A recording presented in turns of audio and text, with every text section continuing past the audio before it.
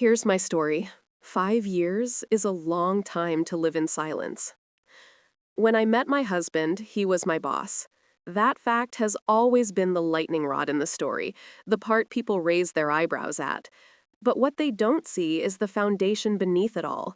The years of quiet understanding, of late nights finishing projects, of laughter in the office hallways, of mutual respect.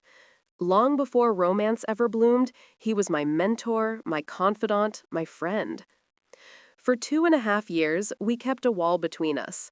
We both felt the pull, but we buried it under professionalism. When the day finally came that we could no longer deny what was there, the very first thing we did was go to HR. He had never pressured me. He had never taken advantage. We made everything above board. I was reassigned, boundaries were drawn, and only then did we allow ourselves to fall into the love that had been waiting for us all along. He is kind, steady, brilliant. He makes me laugh until I cry. He holds our babies with such tenderness it nearly undoes me. When I picture the word home, I see his face. He was never just my boss.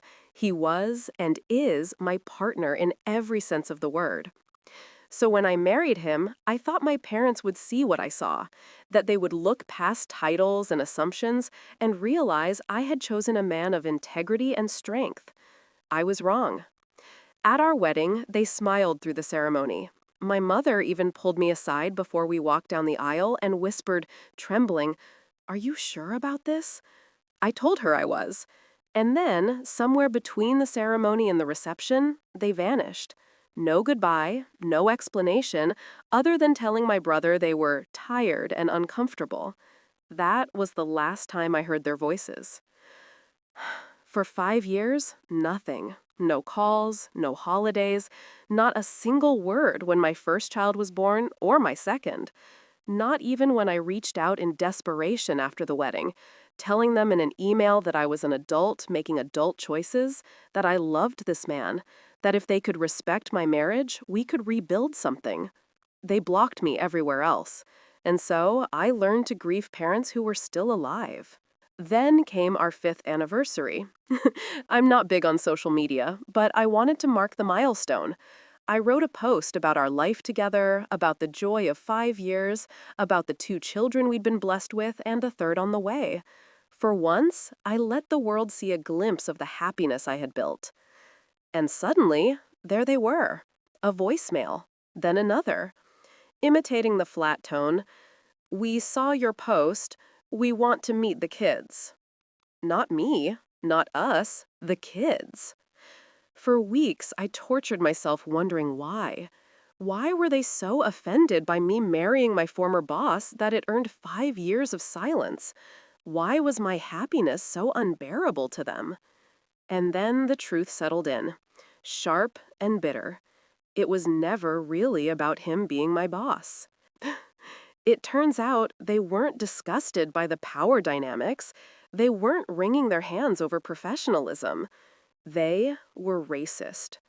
And for 5 years, they cut me off because of the color of my husband's skin.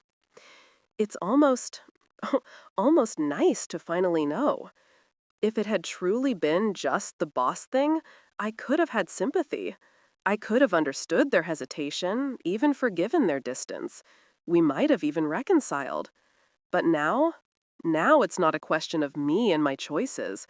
It's a question of whether I would knowingly expose my mixed-race children to a couple of racists. And the answer is simple. I won't. Still, a part of me aches. I think about the years they missed, my pregnancies, the first steps, the laughter, the scraped knees, the sleepless nights. I wanted them there. I wanted them to see the life we built. And now they want to swoop in to meet the grandchildren they didn't care to know existed until it suited them. But I can't let my children be used as a bridge back into the lives of people who never truly respected me, my marriage, or the man I love. And so I'm left here, asking you, what would you do if you were me? Would you let them back in, knowing who they are at their core? Or would you keep the door shut, to protect the peace I fought so hard to create for my family.